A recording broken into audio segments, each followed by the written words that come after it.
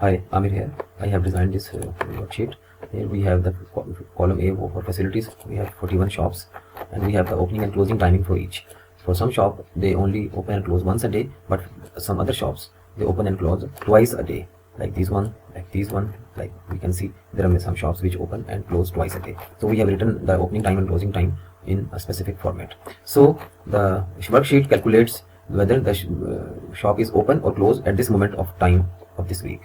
Like we have over here, it is Thursday 19th of October 2023, time is 1:35 a.m. so this shop is closed because this opens from 3 a.m. until 8:59 a.m. so at this time it is closed. Similarly, this is also closed, this one is also closed. If I, for example, change its opening and closing time, for example, I change its time 12 a.m. then now its status becomes open and the color coding also changes accordingly. So this is the system which is designed. Thank you.